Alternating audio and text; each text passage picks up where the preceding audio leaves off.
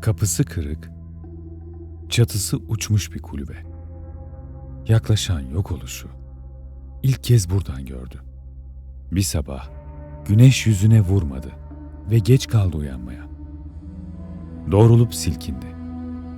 Saçlarında, kulaklarında, pantolonunun yırtıklarında saman, insana benzeyen bir korkuluk gibi dikildi. Ki korkulurdu ondan. Cebinde hep bir ustura taşıdığı bilinirdi.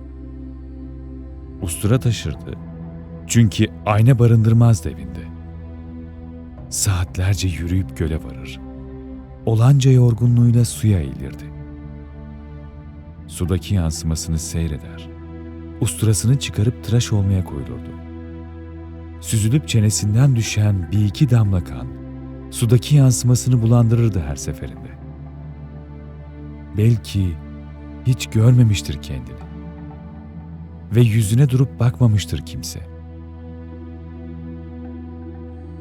Yok oluşu ikinci kez burada gördü. Elinde ustura, çöktü dizlerinin üstüne. Ama suda onu karşılayacak o tanıdık yüz yitik. Karanlık ondan önce varmış. Sevmediği bir dünyaya aralanmış. Hep uykulu, yarı açık gözlerinde bir korku.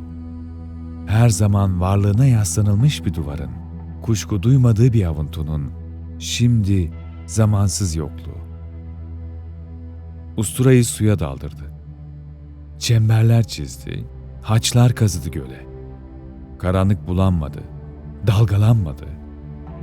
Önce usturayı, sonra kolunu göremez oldu. Biraz daha eğildi, suya batırdı kafasını. Kulaklarında gölün uğultusu, çoktan susmuş, terk edilmiş bir dünyanın derin mi derin soluğu.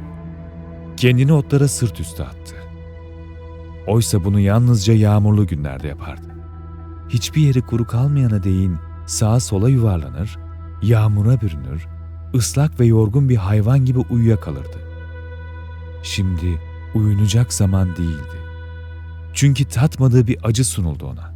Bulutlar bilmediği bir göğe aralandı. Otlar kuru ve rahat.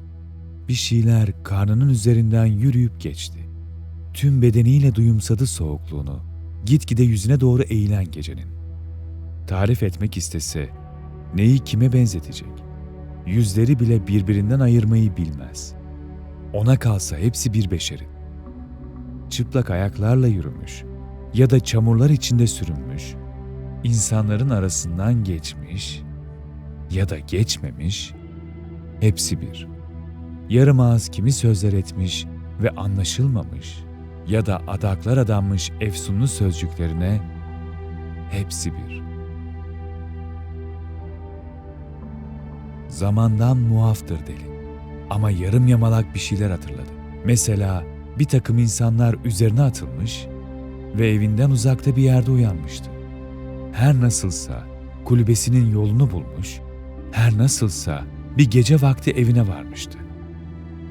Neredeydi ve ne söyleniyordu kendi kendine? Kimse sormamıştı. Bellek bir kıyı gibi çer çöpü biriktirir. Şimdi yıllar sonra o çer çöp içinde kendini bulacak değil. Ki bir parça kuru ekmeği bile aramışlığı yoktur. Bu uğultulu geceye aitmiş ya da karnından gelmiş, hepsi bir. Ve her şeyi unuttu. İçinde sözcükten, görünümlerden sıyrılmış yalın ayak bir korku. Geceye baka kaldı, yeni doğmuşçasına şaşkın gözlerle. Sır ona açıklanıyor, hiçlik el ediyordu ona doğru.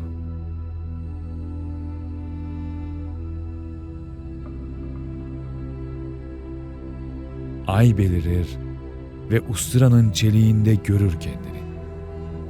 Dünyanın bir yerinde bir deli ve gökyüzü karşı karşıya gelir. Göğe sırtını dönüp göle bir kez daha eğilir deli.